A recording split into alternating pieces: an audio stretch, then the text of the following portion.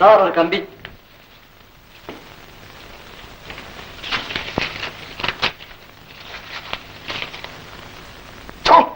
ശവങ്ങള് ഏത് നരകത്തിൽ ചെന്നാലും സ്വയത്തിന്.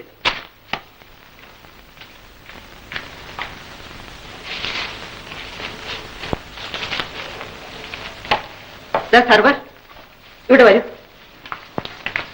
ഇംഗ്ലീഷ് വായിക്കാൻ അറിയാമോ? ഓ അറിയാം. ഇതൊന്ന് വായിച്ചു പറയും. കുഞ്ഞു വാകൂട്ടാതെ കരഞ്ഞുകൊണ്ടിരിക്കുന്നു. തങ്കമ്മയാര്? ഞാൻ തന്നെ. നിങ്ങൾ ഉടൻ തന്നെ വീട്ടിലെത്തണമെന്ന് ഓമന കമ്പി അടിച്ചിരിക്കുന്നു. ശരി. ജഡ്ജി മഠ കഴുതേ, വീട്ടിൽ നിന്ന് കമ്പിക്ക് നാട്ടുകാരോട് അടി വായിപ്പിക്കുന്നത് തെറ്റാണ്, ക്ഷമിക്കണം. നമുക്ക് പോകാം. വീട്ടിലെ എന്തിനാ? കമ്പിയിൽ എന്തെഴുതിയിരിക്കുന്നു? കുഞ്ഞൊന്ന് വാവിട്ട് നിലവിളിക്കുന്നു. കമ്പി ആരടിച്ചിരിക്കുന്നു? നിന്റെ തന്ത. ആര് കമ്പി അടിച്ചാലെന്താ? നോക്കണം. ഓമന നിർബന്ധിച്ചുകൊണ്ട് മാത്രമാണ് ഞാൻ കൂടെ ഇറങ്ങി തിരിച്ചത്. അങ്ങനെയല്ല. അതുകൊണ്ട് കാര്യമൊന്നുമില്ലാതെ ഉടനെ മടങ്ങി എത്തണമെന്ന് അവൾ ഒരിക്കലും കമ്പി അടിക്കില്ല. കാര്യം 1000 കൂട്ടം ഇരിക്കട്ടെ, കുഞ്ഞ് കരഞ്ഞു വിളിച്ച് ചത്തു നിരിക്കട്ടെ. അയ്യോ, അങ്ങനെ പറയരുത്. ചത്താ നീ ജീവിപ്പിക്കൂ.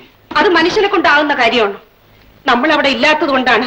എന്തെങ്കിലും സംഭവിച്ചു എന്ന് വെച്ചാൽ അതുകൊണ്ടാണ് ഭയം.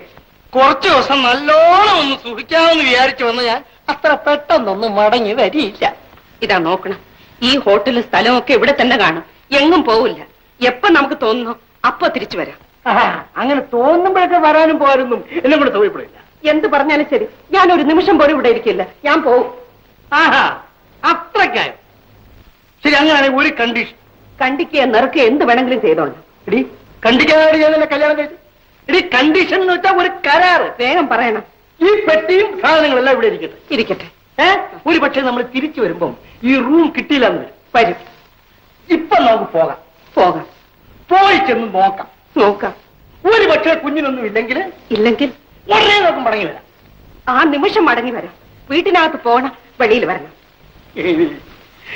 എല്ലാ കാര്യങ്ങളുണ്ടോ? പുതുമ ഉണ്ടെങ്കിൽ അതിനൊരു സുഖമുള്ളൂ.